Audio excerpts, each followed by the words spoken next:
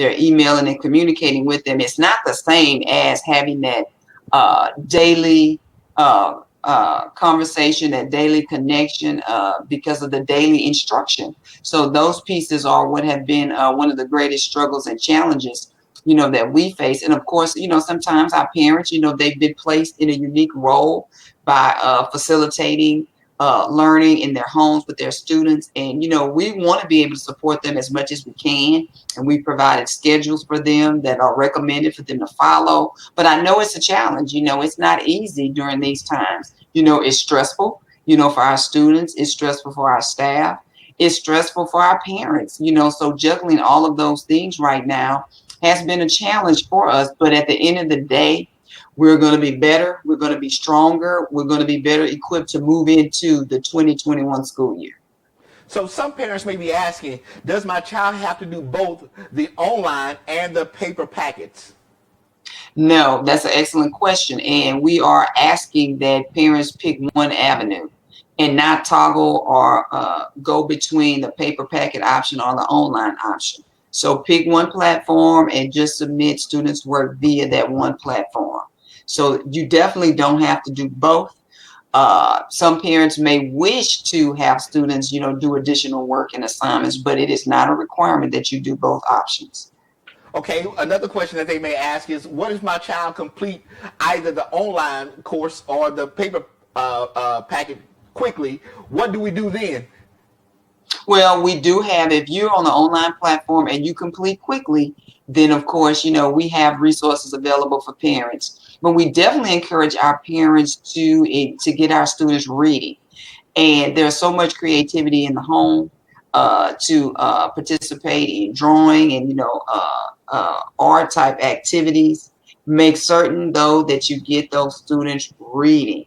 If there's ever any additional time, please let them read. But I ask that parents, stagger the work, that they follow maybe the recommended schedule, because we don't want to overload our students. We know we have many gifted students, but at the same time, we want to pace them so that they're not given so much work. If you get a 2-week packet, parents should not be given that 2-week packet for the students and telling them to finish the entire packet, in a day or in 2 days. They need to space out that work so that it can, to give our students a break so that they can transition and so they don't get frustrated.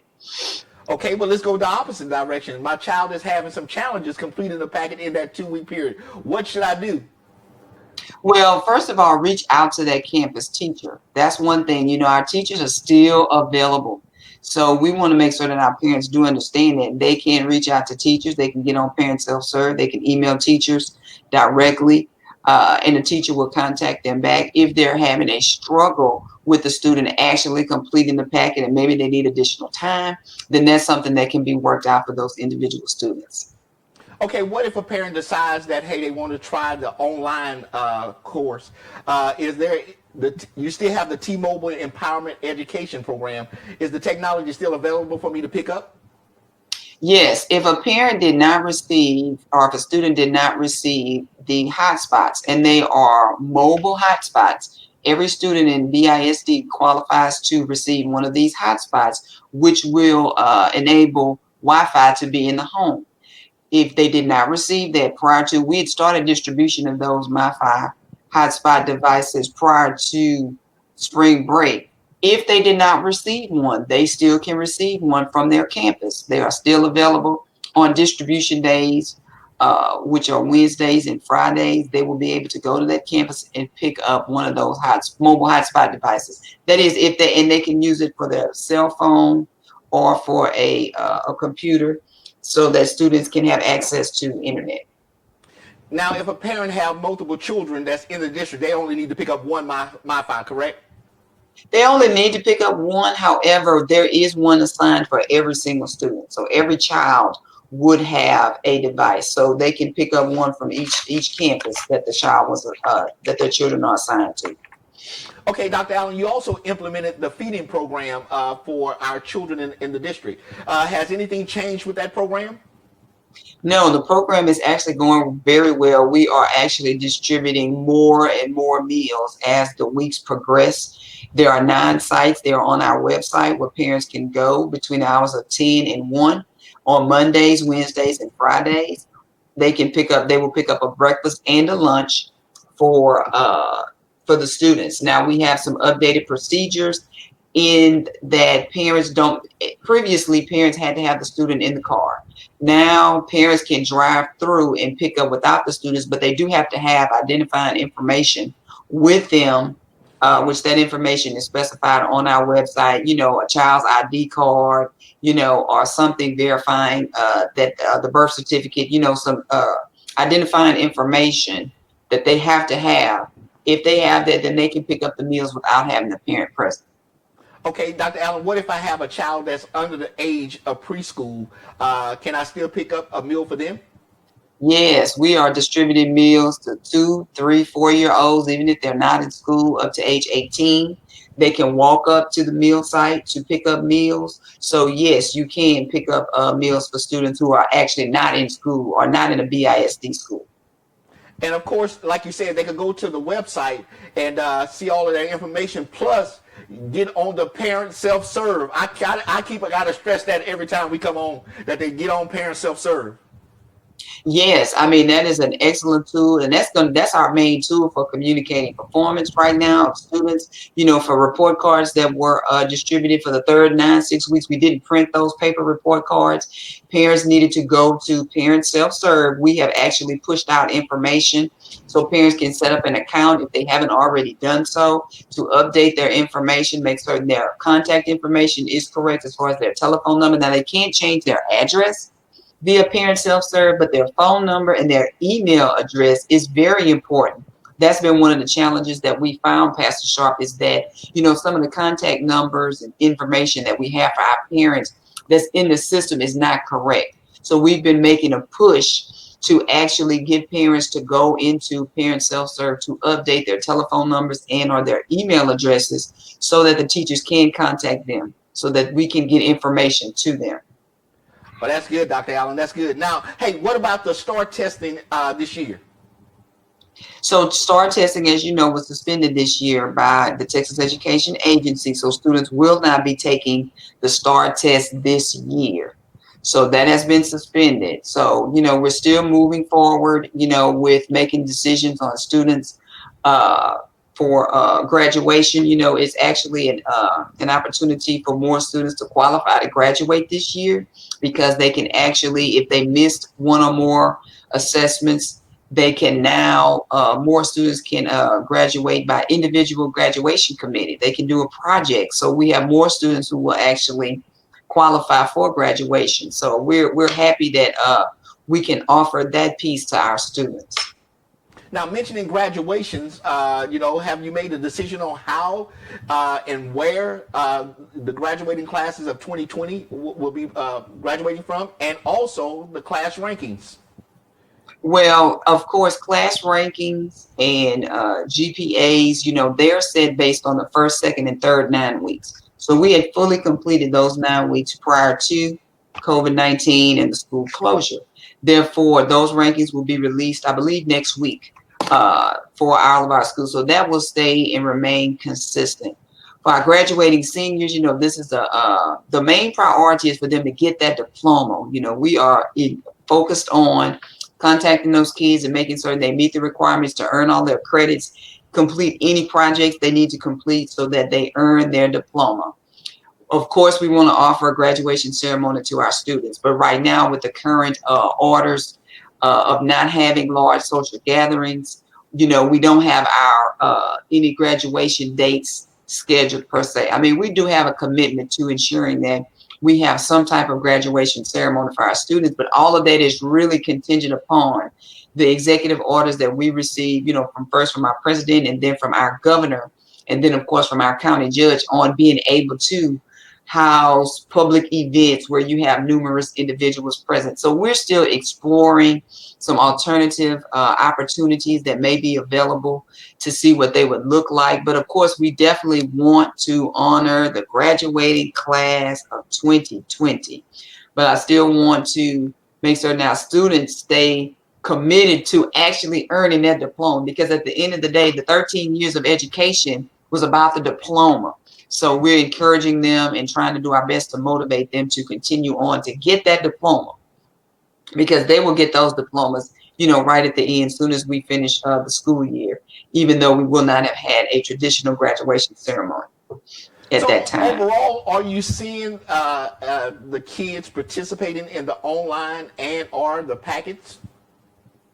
Right now we have a lot of students participating in the packet distribution. More high school students are participating in the online opportunity than the paper packet. On the elementary level, more students are participating in the paper packet option than the online. So it's different for our different levels. Now you're also doing online for your special education program. Is that correct? Yes, we are still meeting the needs of our special education students. We are still hosting virtual arts, for parents, because no deadlines have been waived. So we're still moving forward, offering our kids the services based on their individual education programs, as determined by that art committee. Our teachers are working and reaching out to our students individually, and we are still providing, the services that are required for each individual student. Now, none of your campuses are open to the public right now. You're still doing deep cleaning on each of those campuses. Is that correct?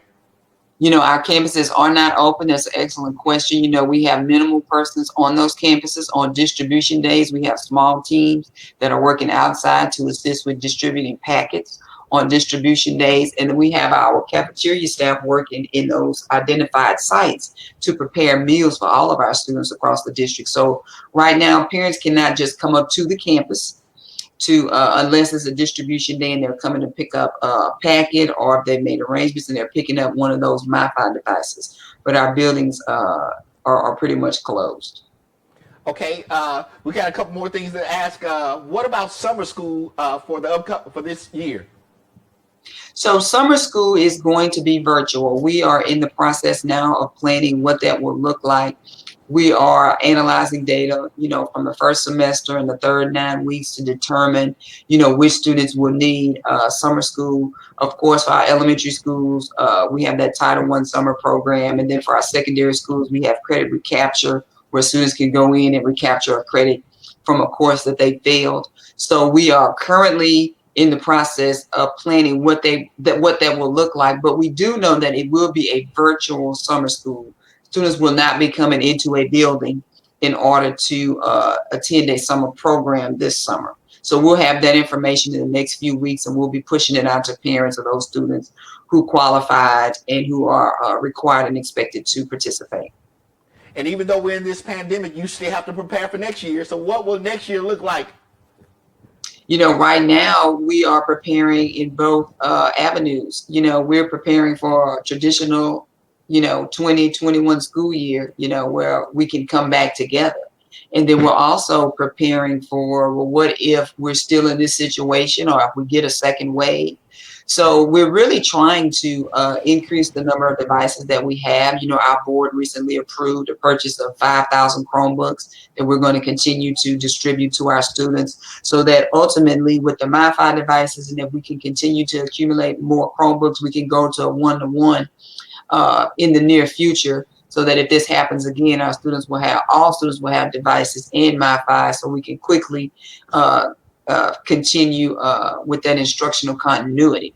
So right now, we're hoping and praying that next year we can come back into our buildings and come back into our facilities and see our kids. The best thing about what we do is we get the opportunity to see, touch, feel, and love kids, and take care of kids and educate kids face to face.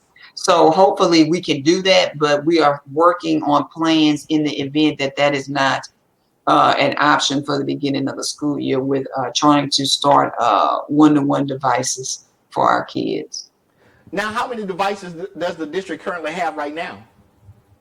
Well, every campus has devices. So we started out with the T-Mobile grant, putting devices in the hands of ninth graders. So we had purchased enough devices for all of our ninth graders. With this additional purchase, we're going to try to, we're working with the committee actually to determine how we're going to distribute those. And then I'm still trying to identify additional funds to purchase more devices as they are made available, so that we can, over the course of the next over the fall of next year, put devices in students' hands. I don't have an actual count on the number that we have, but every campus has, a certain number of devices that they utilize for remediation, for instructional purposes, for the various programs that the district has, and of course for testing when we're in our testing season. And I'm sure the employees of BISD thank the board and yourself for continuing to fund them in this time of crisis. That is a blessing, and when you look at the state of our nation, and when you look at, I saw on the news where individuals are protesting not being able to go to work because they're not receiving a paycheck. I'm just so grateful that our board approved, the resolution at the March board meeting so that, we can still continue to, pay our team members. And their assignments are modified. But, everybody, you complete your modified assignment, you're still able to work and still be able to receive a paycheck. And then the trying times that we're in now, I mean, that is a blessing and something that I'm so grateful that we're able to do, that we're able to still work. And that shows the level of commitment that you have to the staff and the BISD family as a whole. Oh, yes. I mean, we love our BISD team. We understand that we're going through this together, and we want them to be ready and to come back for 2021, with a wonderful attitude and a positive spirit and a willingness to do the very best for our kids. So I'm thankful that, we have the quality and caliber of people on our team who are still working, even though this is a tough situation. We're being forced to change our operations, to do something that's difficult, to learn things new. And we're doing it. We're doing it. And I'm proud of the team for that. Well, Dr. Allen, I want to thank you for taking the time today to come and share with us on what's happening in our neighborhood, to give the community an update on what's going on with our school district. Is there any final words you want to say to the parents who are watching today? Just keep the instructional continuity going, parents. Just keep our students invested in learning. We're working toward our plan for next year and how we're going to, try remediation for our students, because we understand that you're doing your very best. And I thank you and I appreciate what you are doing for our kids. Keep them learning. Keep them reading, reading, reading. So I thank you, and I pray that we will be able to see everyone at the start of the 2021 school year. Well, once again, Dr. Allen, I want to thank you for joining us today on what's happening in our neighborhood, and also let you know that we're continuing to pray for you and the staff of BISD, and that you continue to do a great job that you've been doing over these last several weeks and months to come. Thank you, Pastor. You have a good day. You too. Hey, listen, again, I want to thank Dr. Allen for joining us. Hey, parents, it is imperative that you go online and update your information. Listen, I put the information down at the bottom of the screen. You go to bmtisd.com. Their number is 409-617-5000, where you get in contact with them. But go online, get the parent self-serve, update your information, and that way you can keep a record of what your kids are doing. So, again, I want to thank Dr. Allen for joining us today. And I want to thank you for joining us on what's happening in our neighborhood. And we'll see you next time on our broadcast. Be blessed. Bye-bye.